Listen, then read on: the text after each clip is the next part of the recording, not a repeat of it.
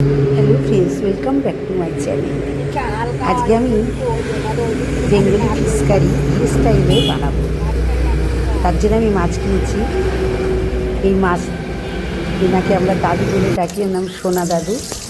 মাছ বিক্রি করতে এসে আমি অল্প মাছ নিয়েছি, কারণ বাড়িতে মাংস রয়েছে, তাই অল্প করে মাছ নিয়েছি।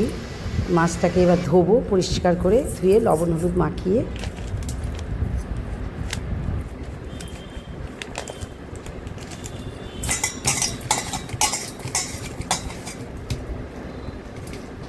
এদিকে আমি তেল গরম করতে দিয়েছি, এবার মাছ কটা ভেজে নেব কড়া করে।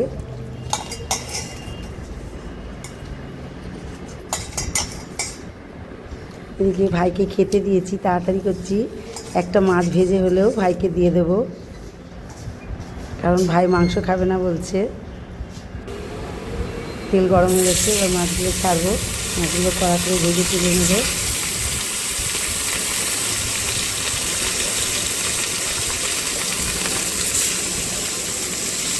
ভিডিও যদি ভালো লাগে লাইক শেয়ার কমেন্ট করবেন অবশ্য করে।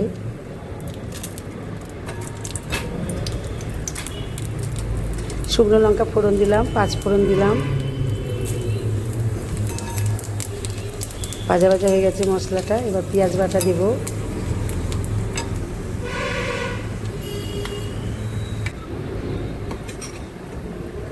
দু চামচ পেঁয়াজ বাটা দিয়ে দেবো।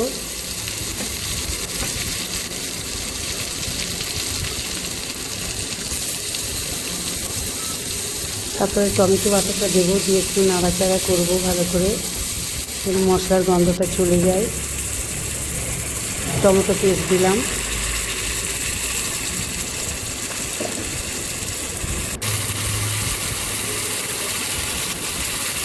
আদা বাটা,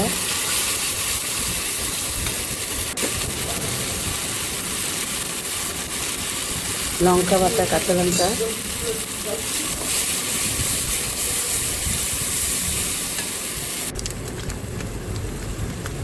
হলুদ গুঁড়ো,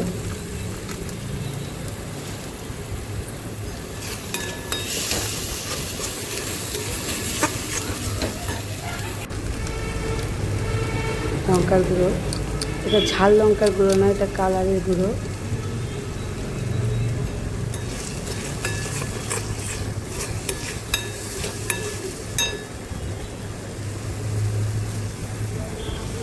লবণ দিয়ে দিলাম।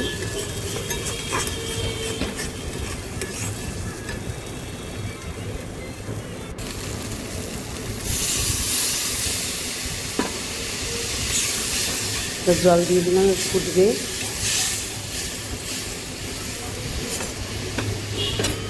মাছগুলো দিয়ে দেবো, একটু ফুটে উঠলে নামিয়ে নেব।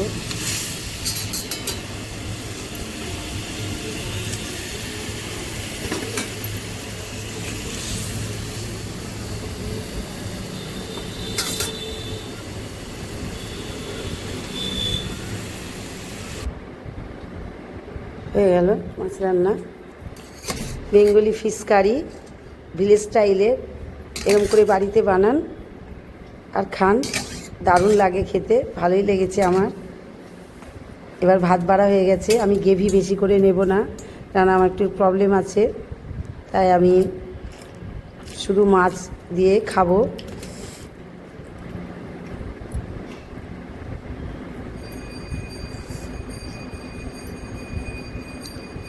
সত্যি সুন্দর হয়েছিল, টেস্টটাও ভালো লাগছিল বেশ।